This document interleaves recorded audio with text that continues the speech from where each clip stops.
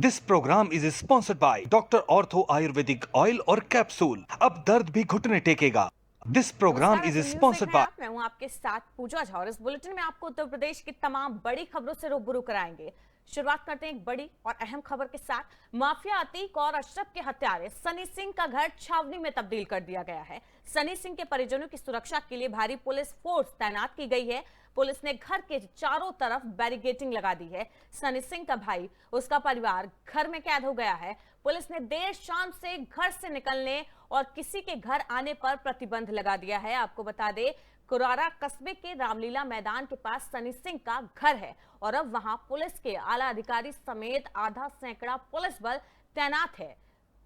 तो अतीक का आरोपी, जिसने अतीक का मर्डर किया था, उसका घर छावनी में तब्दील कर दिया गया है। सुरक्षा के लिहाज से कभी कोई अनहोनी ना हो या गुस्से में आकर कोई हिंसा ना हो जाए, इसके लिए छावनी में सनी सिंह का जो घर है उसको तब्दील कर दिया गया है। उसके घर के बाहर पुलिस बल तैनात है। तस्वीरें आप देख सकते हैं, सनी सिंह के घर के बाहर की ये तस्वीरें हैं जहां पर पुलिस की पूरी फोर्स तैनात है। आला अधिकारी भी वहां पर तैनात है।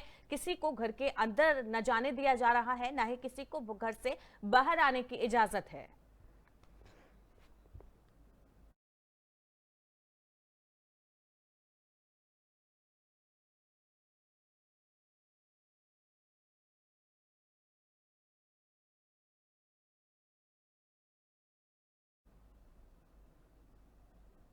यूपी में नगर निकाय चुनाव के दूसरे चरण के लिए नामांकन 17 अप्रैल से शुरू हो रहे हैं। जिले में नामांकन के लिए तैयारियां पूरी हो गई है। कलेक्टर परिसर से लेकर सभी नामांकन स्थलों पर बैरिकेडिंग करा दी गई है। रविवार को जिला निर्वाचन अधिकारी ने सभी स्थानों के लिए रिटर्निंग ऑफिसर की तैनाती भी की थी। सुरक्षा व्यवस्था के पुख्ता इंतजाम किए गए। हर नामांकन स्थल पर 100 पुलिसकर्मी तैनात किए गए हैं। जिला निर्वाचन अधिकारी राकेश कुमार सिंह ने बताया कि नामांकन पत्र खरीदने और जमा कराने के लिए सुबह 11 बजे से लेकर 3 बजे तक का समय रहेगा। वहीं गाजियाबाद डीसीपी सिटी निपुण अग्रवाल मौके पर पहुंचे हैं। उन्होंने बताया, सुरक्षा व्यवस्था को लेकर चाक चौबंद व्यवस्थाएं की गई हैं।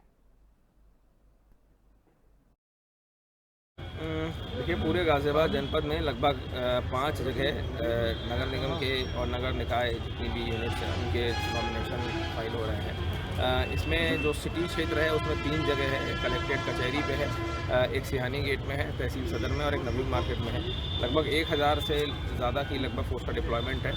हर जगह ट्रिपल लेयर सिक्योरिटी का हमने जो प्रिंसिपल है, इनर कॉर्डन आउटर कॉर्डन को उसको फॉलो करा है। जगह जगह ट्रैफिक के डाइवर्जन्स हुए हैं, प्रॉपर बैरियर्स हैं, पार्किंग स्पॉट्स हैं, रूफटॉप ड्यूटीज़ लगाई गई हैं, और खासतौर से एलआईयू की जो ड्यूटी है उसका डिप्लॉयमेंट हुआ है, डीएफएमडी एचएचएमडी का डिप्लॉयमेंट। वहीं मुरादाबाद में नगर निकाय चुनाव के लिए बनाए गए 154 फर्जी आधार कार्ड पकड़े गए हैं। प्रशासन की टीम ने जांच में फर्जी आधार कार्ड को जब्त किया है। एसडीएम ने कार्रवाई के आदेश दिए हैं और एसडीएम सदर के द्वारा मझोला थाने में घटना की शिकायत दी गई थी। तो प्रशासन ने जांच में 154 फर्जी आधार कार्ड पाए हैं। निकाय चुनाव के लिए ये फर्जी आधार कार्ड बनवाए गए थे, जिसको लेकर जांच की गई तो 154 फर्जी आधार कार्ड पाए गए हैं, जिसको जब्त किया गया है। फिलहाल इस पूरे मामले की जांच की जा रही है कि किसने ये आधार कार्ड बनवाए हैं फर्जी और इनके पीछे मंशा क्या थी।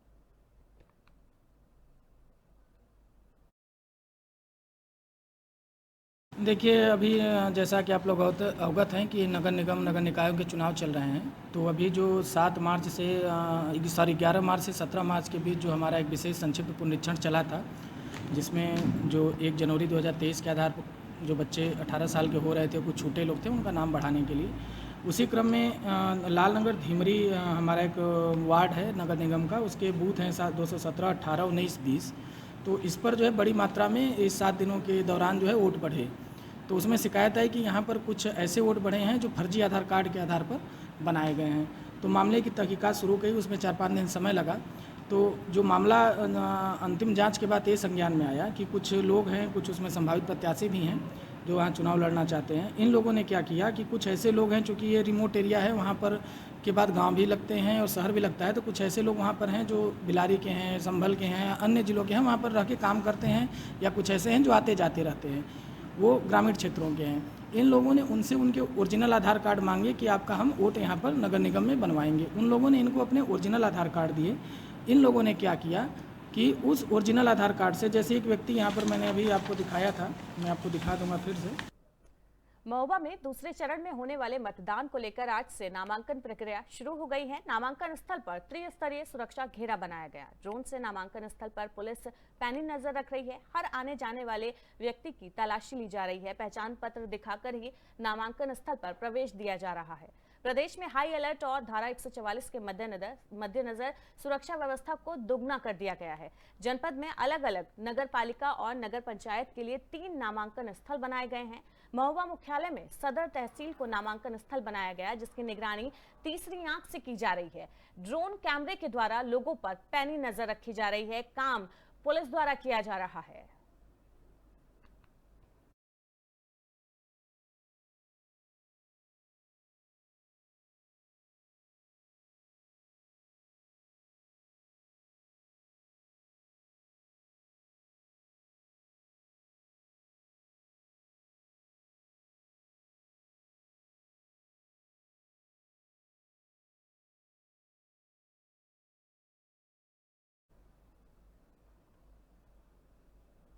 वहीं दूसरे चरण के नामांकन के पहले दिन कन्नौज में भी तहसील परिसर छावनी में तब्दील कर दिया गया। कन्नौज एसपी ने खुद तीनों तहसीलों का निरीक्षण कर सुरक्षा व्यवस्था का जायजा लिया।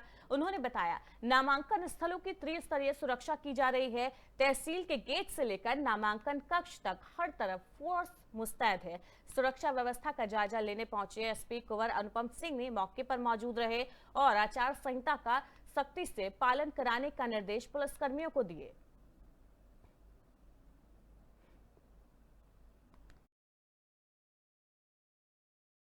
आगामी नगर निकाय चुनाव के संबंध में आज से यहाँ पर नामांकन शुरू हो गए हैं और ये तहसील कन्नौज का परिसर है। इसी प्रकार से तहसील छिबरामऊ और तहसील तिरवा में भी इसी प्रकार की प्रक्रिया जारी है।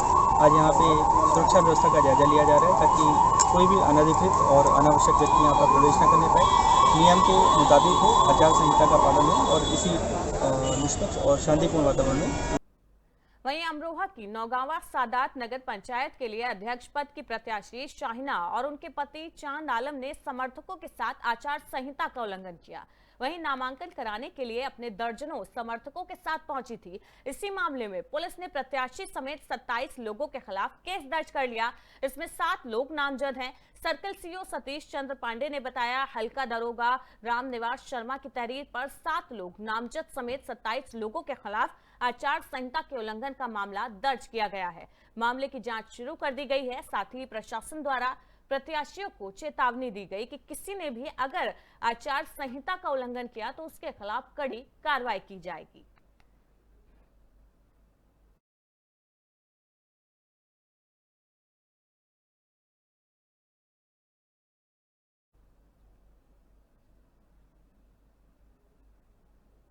वहीं बदायूं में सदर तहसील प्रशासन ने कुछ माफियाओं के साथ मिलकर पट्टेदार भूमिधर किसानों की जमीन पर खड़ी गेहूं की फसल काट ली। इसमें जिला प्रशासन की भी मिलीभगत बताई जा रही है। माफियाओं ने किसानों को हजारों बीघा गेहूं की फसल बिना सूचना, बिना नोटिस के काट ली, जिसके बाद किसानों ने जिलाधिकारी से जांच और कार्रवाई की मांग की है। जी हमारे 2008 में हमने बैनामा लाई, अब तक हम जमीनें कर रहे और हमारे प्रशासन ने जो ज़मीन के सब गेहूँ कटवा लिए। कोई गेहूँ ना छोड़े, डीएम, एसडीएम और पटवारी लोग हैं और हम वो हैं, सब ने कटवा लिए हैं और हमें कोई नोटिस दिया नहीं, कुछ दिया नहीं अभी तक। से लेकर जिलाधिकारी महोदय के साथ पास आए हैं और समस्या ये है कि हमारे यहाँ के कृषक बाप दादे जमाने से इस ज़मीनों को बोते जोतते चले आए हैं और प्रशासन ने 13 तारीख से 15 तारीख तक जाके एकदम 5 कंपाइन मशीन चलाकर और कृषकों के गेहूँ लूट लिए।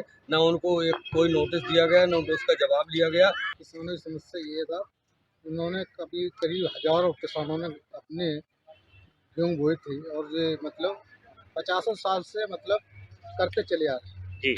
लेकिन अभी प्रशासन ने तहसीलदार और एसडीएम साहब ने इन्हें बताया कि 145 की कार्रवाई की गई, लेकिन कोई कार्रवाई नहीं की गई, नहीं इनको कोई नोटिस दिया गया, नहीं कुछ।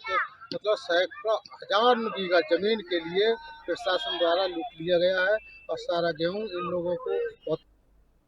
वहीं झांसी की मोड़ थाना क्षेत्र में एक बाइक सवार मां बेटे असंतुलित होकर पेड़ से टकरा गए।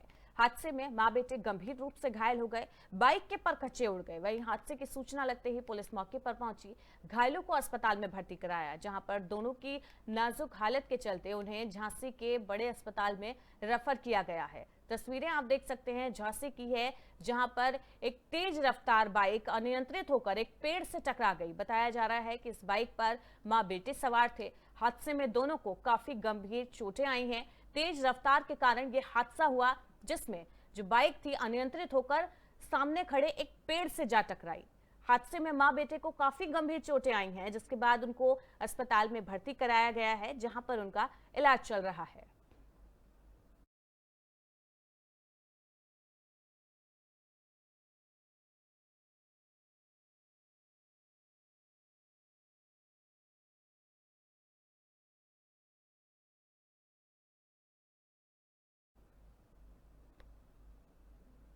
वहीं हमीरपुर के राठ थाना क्षेत्र में नाबालिग बच्चों से शराब की पेटियां उठवाई जा रही है। यहां पर ठेका संचालक नाबालिग बच्चों के हाथों में कलम की जगह शराब की पेटी थमा दी है, जिसकी तस्वीरें वायरल हो रही है।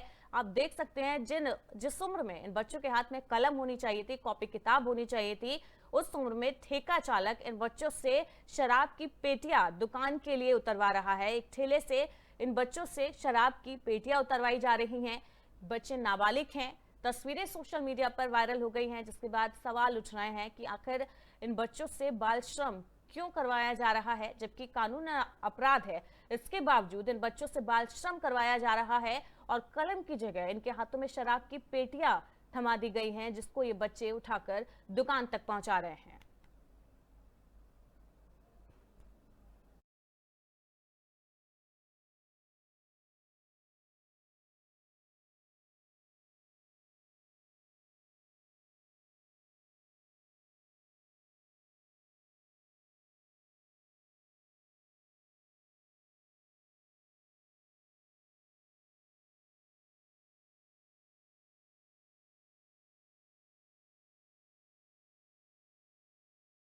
हमीरपुर की ये तस्वीरें हैं जो सोशल मीडिया पर काफी वायरल हो रही है, जिसमें एक ठेका संचालक नाबालिग बच्चों से शराब की पेटियां उतरवा रहा है। अपनी दुकान पर ले जाने के लिए ये बच्चे किसी ठेले से शराब की पेटियां उतार कर दुकान तक पहुंचा रहे हैं। सवाल उठ रहे हैं कि बाल श्रम कानूनन अपराध है, उसके बावजूद आखिर ये बच्चे क्यों बाल श्रम कर रहे हैं, और ठेका संचालक ने इनके हाथों में कलम की बजाय शराब की बोतलें थमा दी हैं।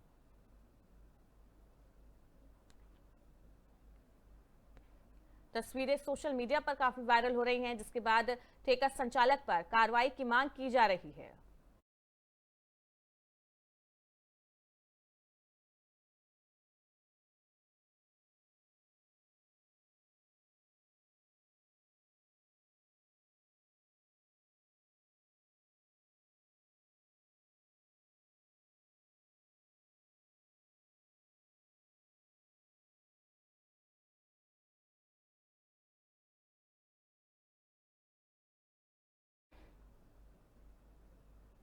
वहीं यूपी के मिर्जापुर में नूर बस्ती में 3 छप्परनुमा घरों में भीषण आग लग गई। आग की खबर सुनकर गांव वाले आग बुझाने के प्रयास में जुट गए, जिसके बाद गांव में अफरा तफरी का माहौल मच गया। सूचना पर पुलिस मौके पर पहुंची, दमकल विभाग की कई गाड़ियां भी मौके पर पहुंची, जिसके बाद सभी ने कड़ी मशक्कत के बाद आग पर काबू पाया। तस्वीरें आप देख सकते हैं मिर्जापुर की हैं, जहां पर छप्परनुमा 3 घरों में अचानक आग लग गई, जिसके बाद वहां पर हड़कंप मच गया। स्थानीय लोगों ने आग पर काबू पाने की कोशिश की, लेकिन नाकामयाब रहे, जिसके बाद स्थानीय पुलिस और दमकल विभाग को सूचित किया और उसके बाद पुलिस दमकल विभाग की टीम के साथ मौके पर पहुंची और कड़ी मशक्कत के बाद आग पर काबू पाया। लेकिन तब तक घर में रखा जो भी सामान था वो जलकर राख हो गया।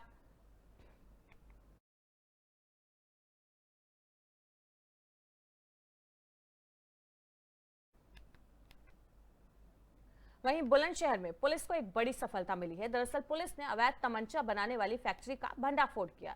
जानकारी के मुताबिक कांशीराम आवास में संचालित की जा रही थी ये फैक्ट्रियां।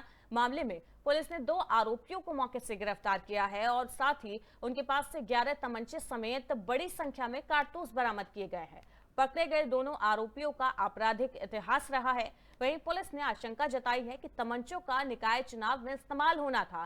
फिलहाल पुलिस के हाथ ये पुलिस ने बड़ी कार्रवाई की है और 2 आरोपियों को धर दबोचा है और इनके पास से भारी मात्रा में अवैध हथियार बरामद किए गए हैं। पुलिस का कहना है कि इन हथियारों का इस्तेमाल कहीं ना कहीं निकाय चुनाव को लेकर होना था, लेकिन पुलिस की मुस्तैदी ने आरोपियों की मंशा को फेल कर दिया।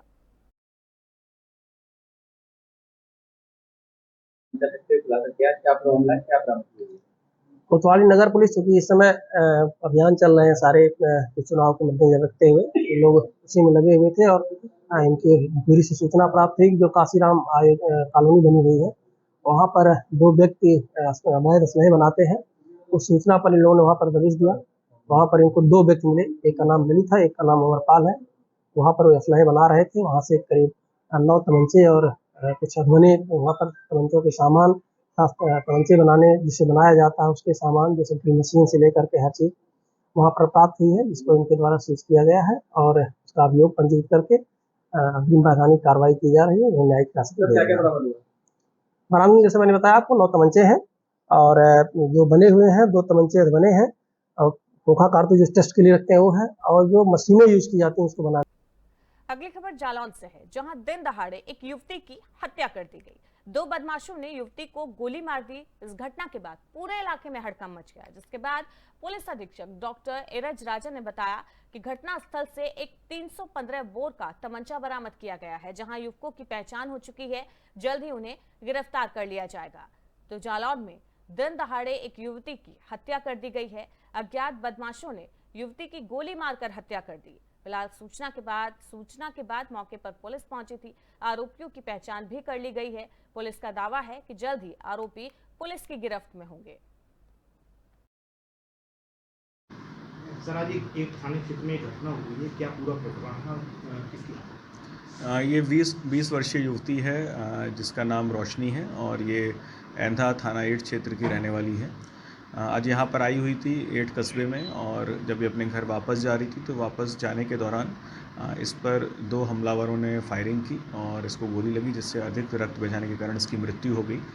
और अब तक जो जानकारियाँ प्राप्त हुई है कि जो और घर वालों से जानकारी मिली है कि कुछ जानने वाले ही लोग हैं जिनके द्वारा ये घटना कारित की गई है।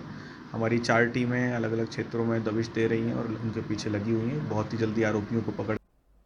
गाजियाबाद के इंदिरापुरम में पुलिस ने 2 बदमाशों को पकड़ा है। इन बदमाश में से एक बदमाश BCA का छात्र है, जबकि दूसरा अनपढ़ है। लेकिन अनपढ़ और पढ़े लिखे बदमाशों की ये जोड़ी काफी समय से पुलिस के लिए सिरदर्द बनी हुई थी। बदायूं से लेकर दिल्ली NCR तक इन बदमाशों का जाल फैला हुआ था और बदमाशों के लूट के पीछे की मंशा भी कोई आपराधिक नहीं बल्कि जल्दी ज्यादा पैसा कमाने की थी। इसी चक्कर में ये बदमाश लूटपाट की घटनाओं को अंजाम देते थे। रोड पर चलती हुई महिलाओं से मोबाइल छीनकर फरार हो जाते थे। इसके अलावा अन्य लूटपाट की भी कई वारदातों को ये अब तक अंजाम दे चुके थे। लूटे गए मोबाइल फोन के सॉफ्टवेयर में गड़बड़ कर BCA का जो छात्र था उन्हें बेच देता था, जिससे पुलिस उस मोबाइल फोन तक आसानी से ना पहुंच पाए। बहरहाल पुलिस ने दोनों को गिरफ्तार कर लिया है। दोनों शातिर बदमाश अब पुलिस के हत्थे चढ़ गए हैं। इनमें से एक ग्रेजुएट है तो दूसरा अनपढ़ है। दोनों की ये जोड़ी लंबे समय से पुलिस के लिए